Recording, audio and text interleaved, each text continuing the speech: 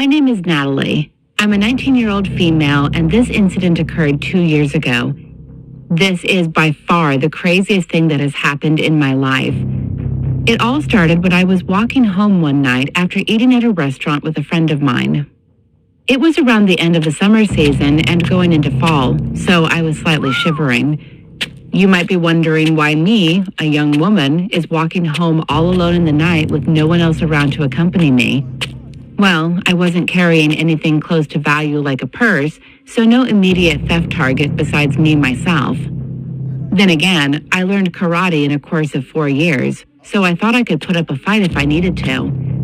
Anyways, I'm a bit embarrassed to say this, but I was very distracted smelling my armpit since it stank so much at that moment that I didn't notice someone in front of me with her back turned. We collided and I apologized. The person I bumped into was a girl who looked slightly older than me, maybe 2 years. When she first saw me, her expression glowed in awe. I asked her if she was okay. She said she was fine, introduced herself as Mia, and then randomly said that I looked pretty and how I had a nice outfit and jewelry. In my opinion, what I was wearing was nothing fancy, just casual. But hey, we all have our different opinions. To be specific, I was wearing a sleeveless plain white tank top, dark blue jeans that extended to my heels, and red running shoes. In fact, much like a cartoon character, I wore this outfit almost every day. Also, I know I am basically bragging here, but I was pretty attractive. I was slim and had wavy, shoulder-length brown hair. "Thanks," I said, rubbing my hand on my other arm shyly in response. Lastly, I was wearing no jewelry at all. I may have found out the reason why, and that is the way she was talking. It sounded like she drank some booze, but not too much. And only then I started smelling it from her, in addition to her not walking that normally. As drunk as she was, she didn't look threatening at the same time. From what I can tell from my point of view, at least, I assumed that she was a lesbian. Not that I'm against lesbians, for anyone who is curious, but at the same time, I wasn't comfortable being in a full relationship with a female, but just being a friend. She asked me if I wanted to come with her and spend the night at her place.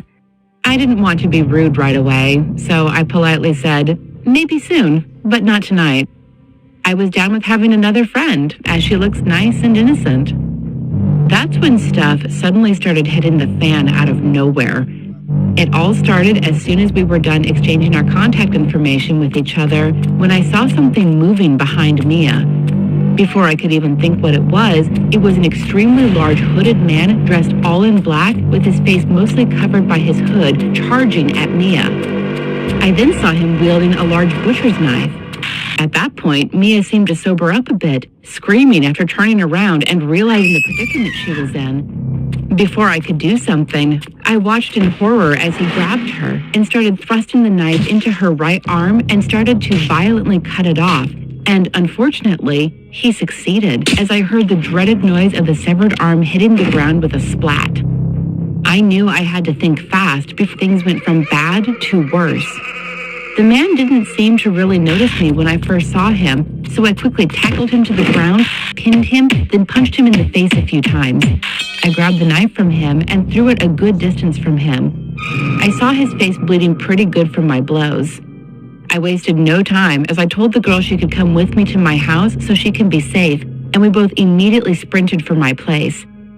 Amazingly enough, after what has happened to her, it seemed that the alcohol she drank numbed the pain quite a bit, so she was still able to run under her own power. After what seemed like forever, taking a few detours and looking back to make sure we weren't being followed, we finally reached my place. We got inside, with Mia still rapidly bleeding.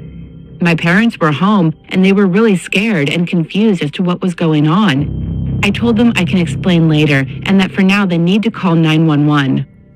I told them the location of the attack, which luckily I still remembered where it happened. A few moments later, an ambulance came along with a police car. Mia was taken to the hospital while, amazingly, the man was actually found unconscious with all the evidence of the crime occurring still there. The blood, the arm, the knife, everything. So it was easy for police to piece together what happened and arrest the man. Since then, Nia has made a full recovery in the hospital, and we ended up being good friends.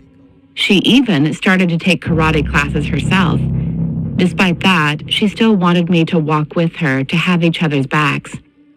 What can be learned from all this in the end? I suggest that you should always have your guard up in a situation like this and to just always have something with you to defend yourself with. Stay safe out there. You can almost never know what can happen out there. Well, guys, that was it. Thank you guys for watching. If y'all want a part two, then part two. Anyways, thank you for watching. And of course, goodbye.